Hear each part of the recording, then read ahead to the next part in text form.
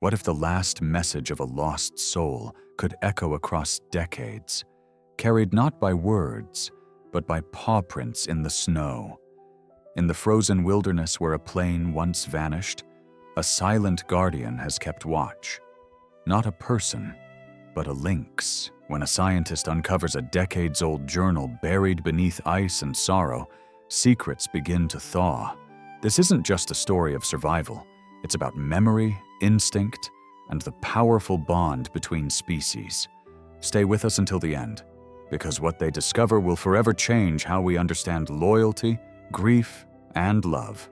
Before we begin, let us know in the comments where you're watching from. If you enjoy this story, please like and follow. It really motivates us to keep creating. Your feedback is always welcome, and it helps us make our stories even better. Thank you. The Arctic remembers what we forget. For nearly 4 decades, Flight Polaris 319 had been one of the great unsolved mysteries of modern aviation. A commercial flight that vanished over the Alaskan wilderness on Christmas Eve, 1976. No distress call, no wreckage, just a growing silence that swallowed 152 lives. Until now. It was mid-January 2016. In Fairbanks, Alaska, the sun barely broke the horizon before slipping away again. Inside a dimly lit office at the Polar Research Institute, Dr. Marcus Halden stared at the screen in front of him. The latest satellite pass, courtesy of a retired military imaging satellite, had picked up something odd. A long, angular shape lodged beneath 50 meters of permafrost, precisely 82 miles northeast of Denali. A place where humans rarely went, and fewer returned. Snow tapped against the window. Marcus leaned back in his chair, the weight of the discovery pulling heavily on his chest. Dr. Marcus Halden was no stranger to anomalies. With 30 years of experience in Arctic geology and environmental science, he'd chased everything from rogue methane bursts to collapsing ice shelves. But this was different. A shape like that. It wasn't natural. He grabbed his phone and called the one person whose instincts he trusted beyond his own. "Naomi Estrada," he said when the call connected. "I need your eyes on something." Dr. Naomi Estrada, a wildlife behaviorist and survival ecology expert, had spent her life studying how predators adapted to climate extremes. Sharp, intuitive, and just skeptical enough to keep Marcus grounded, she had a reputation for seeing what others missed. Getting funding or approval for a full-scale expedition wouldn't be easy. The National Science Agency had grown weary of false anomalies and costly chases. Government protocols were slow, the weather unforgiving. Worse, no one wanted to open the wounds of Polaris 319 again. But Marcus believed, no, he knew, this wasn't a ghost echo or a chunk of scrap. The dimensions matched, the angle of impact, the size. He needed to convince the institutions that mattered that this wasn't another wild goose chase. Naomi arrived in Fairbanks 2 days later, stepping off a noisy propeller plane with a heavy duffel and a quiet curiosity. Marcus met her with a thermos of coffee and a folder full of infrared scans. She barely glanced at the coffee. "Where's the tail section?" she asked, eyes locked on the printout. Marcus pointed. "Right here, tilted about 38 degrees, just visible on the thermal overlay." Naomi frowned. "That's precise, almost too clean for an avalanche burial." "Exactly," Marcus said. That night, Naomi stayed late in the lab, layering satellite images with topographical maps and historical flight data. At 2:13 a.m., she called Marcus from the control room. "I found something else," she said. "Not just the wreckage. Look at the surrounding terrain." She zoomed in. There are movement trails, repeating paths, same curvature, no tire tracks, no ski marks, but something has been circling that site for years. "Wildlife?" Marcus asked. Maybe, but they're too deliberate, too patterned, and they all avoid this one central zone, exactly where the fuselage lies. The next morning, Marcus presented their findings to the NSA and the U.S. Air Force via secure call. Within hours, the funding was approved. A full research and recovery team would be dispatched by February. Marcus stood at the office window, watching the snow settle against the glass. He didn't feel triumphant. He felt watched, as if the ice already knew they were coming. Later that night, as Naomi packed up her gear in the Institute's guest quarters, she paused by the window. Beyond the frost-covered glass, a pair of glowing eyes blinked in the darkness, low to the ground, unafraid, and utterly still. A lynx? At this time of year? This far north? She watched it for a moment. Then, as silently as it had appeared, the creature disappeared into the blowing snow. Naomi turned away slowly. Something was waiting out there, and it had been waiting a long time. They arrived before the humans, silent, unafraid, purposeful, as if they'd always known someone would come. By early February, the convoy began its slow crawl across the Alaskan ice fields. Temperatures dropped to minus 45 degrees Celsius. Wind sheared across the open landscape, reducing visibility to feet. The team, 30 in total, traveled in reinforced snow vehicles and modular mobile labs, equipped with thermal drills, radar sleds, and enough supplies to sustain operations for 2 months. The site lay just ahead. The faint silhouette of a plane's tail fin piercing through the glacial crust, the only marker in a sea of white silence.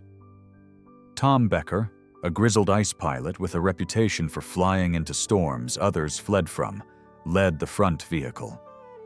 Behind him, Dr. Lynn Parker, field coordinator and glaciologist, monitored ice integrity via real-time sensors. Naomi Estrada sat beside Marcus Holden in the lead rig, her eyes scanning the horizon, her instincts twitching at something she couldn't quite name. The sight felt wrong. Not in a dangerous way, at least not immediately, but in a quiet, unsettled way. Naomi kept seeing subtle shifts in the snow, strange, smooth indentations that didn't match the wind patterns. And then she saw the first one. A lynx. Large, muscular, its coat silvered against the snow, eyes steady and aware. It didn't run. It didn't blink. It watched. Then, from the drift behind her, 2 smaller shapes emerged. Cubs, nearly full-grown. They followed the mother's steps precisely as if taught. Over the next 2 days, the lynx family remained at a distance, always visible, never threatening. They circled the site in deliberate arcs, pausing at specific points along the ice, then vanishing behind ridges before returning again. "I've studied lynxes for years," Naomi told Marcus, "but not like this. Not here. Not like guardians." Guardians. They're not just passing through, they're mapping something. Lynn joined the conversation later that evening, reviewing ground-penetrating radar images. "There are hidden cavities beneath some sections of ice," she explained. "Pockets, deadly if stepped on." Naomi looked up sharply. "Those same sections, the lynx never go near them." On the 3rd day, one of the heavy supply rigs veered slightly off course. The ground groaned, cracked. Tom slammed the emergency brake. The front treads crunched dangerously close to an unseen cavity. The team scrambled out, shaken but unharmed. Naomi pointed to the snowbank nearby. "Yesterday that lynx stood right there. It was watching this spot." The realization spread like fire through the camp. These animals weren't intruding, they were guiding. From that point forward, the crew dubbed the trio the Guardians. They adjusted their paths to mirror the lynx's arcs, marked their pauses, respected their distances. Every movement was now both science and instinct. Naomi began keeping her own journal, documenting the behavior of the mother lynx and her cubs. "They don't act like wild predators," she wrote. "They act like memory-made flesh." On day 6, while deploying a secondary thermal drill, Marcus noticed something glinting near the rear fuselage, half embedded in the ice. A secondary hatch, still sealed. Inside, packed beneath emergency blankets and water rations, they found a sealed, leather-bound journal. The name inscribed inside, Melanie Roth. Flight attendant Marcus handed it to Naomi with quiet reverence. "This might tell us what happened." Naomi held the journal close, glancing towards the white horizon where the lynxes watched. Whatever truth this held, it wasn't just about humans. Not anymore. Words frozen in time. In the flickering light of the command tent, Naomi opened a journal sealed in ice and silence for 4 decades. What she found inside wasn't just a record of survival. It was a map of compassion, of fear, and of something watching from the dark. Back at the mobile command tent, heaters hummed and lanterns cast golden shadows. Naomi held the thawed leather journal in gloved hands. The pages, though weathered, remained intact, miraculously preserved by cold and compression. Around her, Marcus, Lynn, and 2 others sat in silence as she began to read aloud the first entry, written in delicate but steady handwriting. December 25th, 1976. "If you can call this daylight, 22 of us made it. The crash was violent, but the cold is worse. Captain Ellison is trying to keep spirits up. We've moved everyone into first class, more intact, easier to warm. There's no radio, no rescue yet, only snow. Melanie Roth, 27, flight attendant." Her voice was clear, calm, and heartbreakingly human.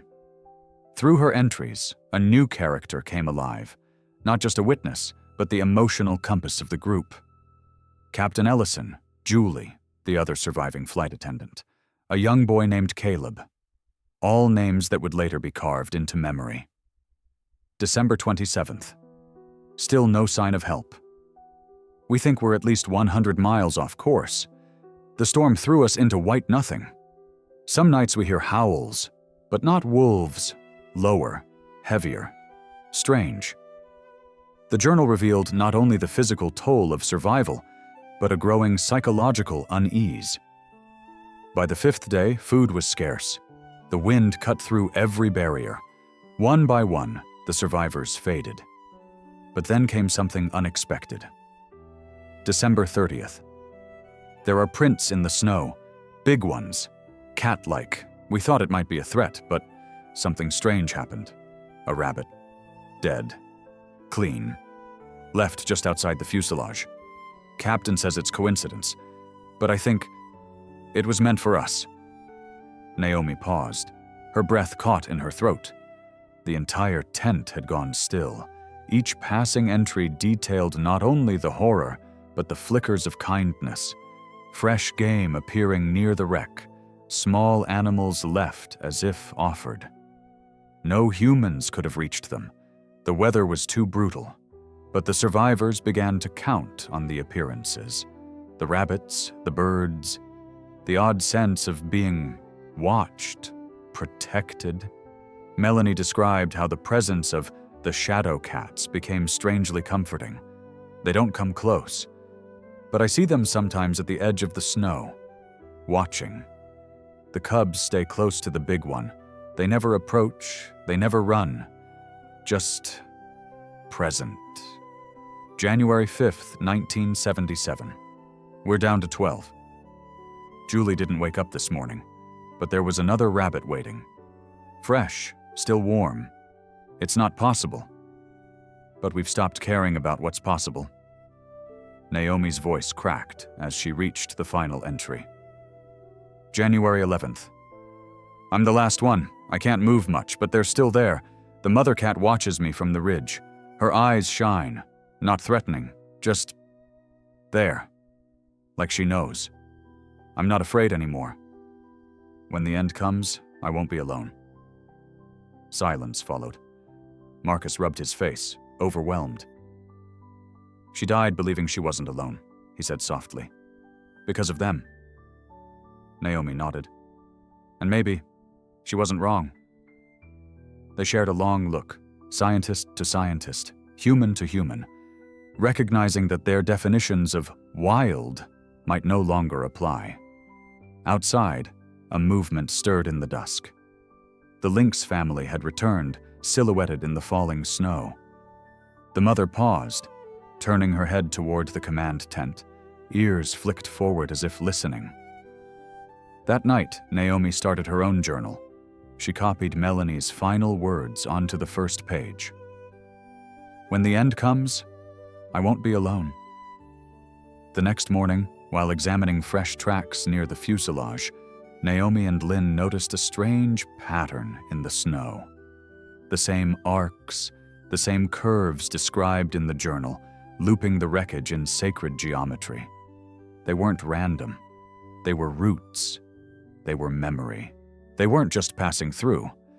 What the team first mistook for random wildlife movements were in fact carefully preserved paths, etched into the ice not over weeks or months, but decades. A fresh snowfall blanketed the wreckage site. The tip of the tail fin stood like a monument above the field of white. Within the perimeter, Naomi, Lynn, and Marcus reviewed data from the ground-penetrating radar and wildlife tracking sensors. Sarah Lung, a young data analyst flown in from Vancouver, knelt beside the readout screen, frowning. These striations, she said. They're layered, like tree rings in snow. You see it? Naomi leaned over. Each track, slightly deeper, slightly colder. Marcus joined them. You're saying this isn't a single generation's behavior? Sarah nodded. It's repeated, consistent, year over year. Sarah was new to the Arctic, fresh from her PhD, and obsessed with pattern recognition in migratory behavior. But even she hadn't expected this. Her algorithms showed 4 to 5 overlapping path sets, all identical in curve, spacing, and duration. Naomi's expression turned solemn. These aren't just descendants, she said. They're inheritors. Marcus hesitated. Are we really saying these lynxes have been maintaining roots for 40 years? Teaching them? It's not impossible, Naomi replied. Dolphins pass hunting techniques across generations. Crows teach tool use. Why not this? But to what end? Lynn asked. What do they gain from protecting a crash site? No one had an answer. The question hung heavy. Was this empathy, territory, or something beyond explanation? That afternoon, Sarah laid out all the drone footage from the past 2 weeks.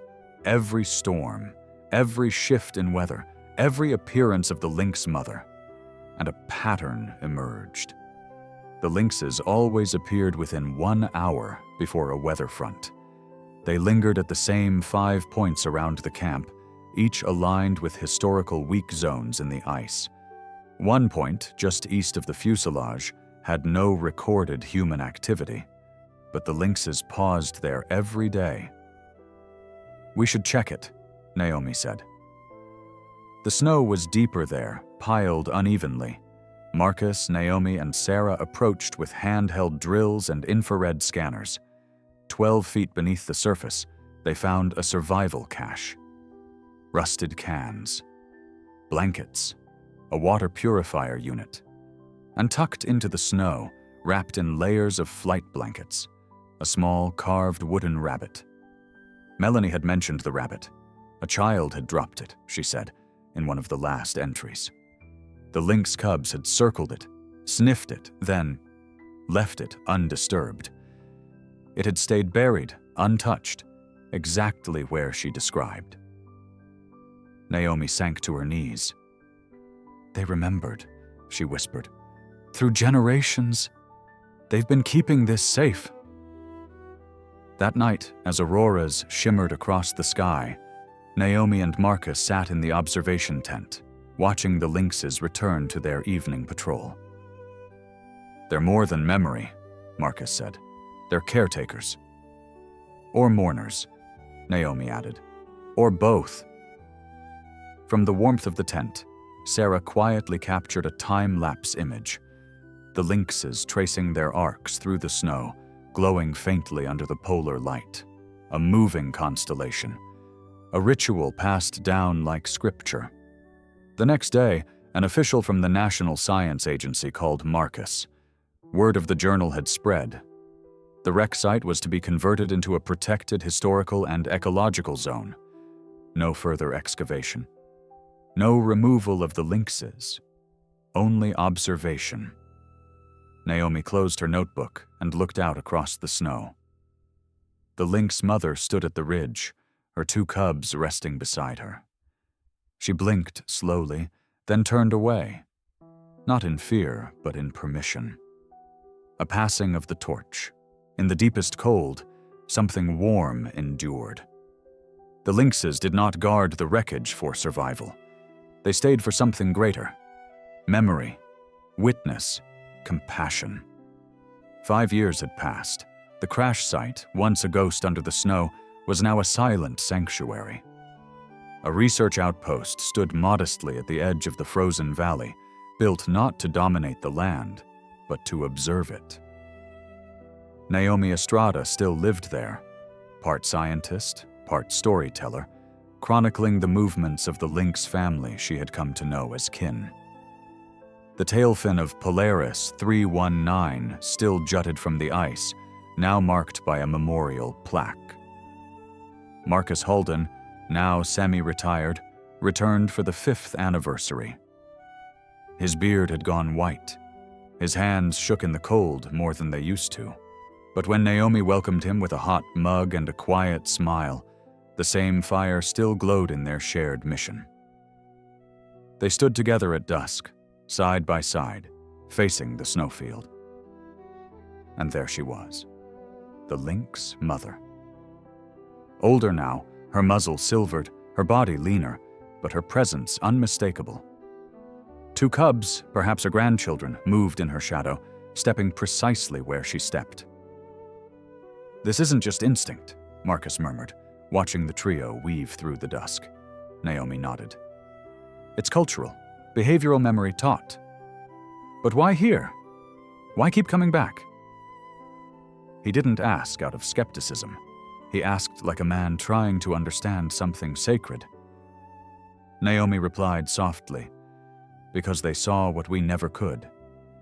That those people, those lives, mattered. And maybe they grieved too." The vigil had never stopped. Winter after winter, generation after generation, the lynxes returned. Always the same paths, always the same pauses. Naomi had filmed them leaving small game near the old fuselage, even though no one remained to take the offerings. It had become ritual. The cubs, too young to remember the crash, still knew the arcs of snow to follow, still sensed which spots were sacred. In her final research paper, Naomi had written, "This is no longer about survival. It's about inheritance, of memory, of empathy. The lynxes have built something rare, a tradition of mourning." As the wind picked up, Marcus and Naomi retreated into the outpost's small observatory.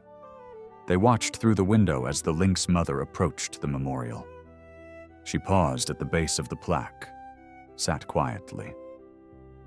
One of the cubs crept forward, dragging a small Arctic hare in its jaws, and placed it gently at the foot of the marker. Not for food, for offering. And then they turned away, vanishing into the snow. Marcus exhaled, his voice quiet. "We always assumed we were the only ones who remembered." Naomi placed a hand on the glass. "Turns out, memory speaks more languages than we do." The memorial stood simple. In memory of the 152 souls aboard Flight Polaris 319, December 24th, 1976. and in honor of their guardians, may compassion know no bounds. Visitors came now, pilots, scientists, students, even descendants of the passengers. Some came to grieve, others to learn, all left changed, because the story wasn't just about a crash, it was about who remembered and why they never stopped. That night, the aurora danced across the northern sky. Naomi stepped outside one last time before bed. The snow shimmered. The tracks of the lynxes glowed faintly beneath the moonlight. And in the stillness, she felt it. Not fear, not sadness, but a quiet certainty that even in the harshest places, in the longest winters, something soft can remain. A vigil, a bond, a truth older than science and stronger than time. She whispered into the cold, "You kept watch. Now we will too." And behind her, the lights shimmered, green, violet, gold, as if the sky itself remembered.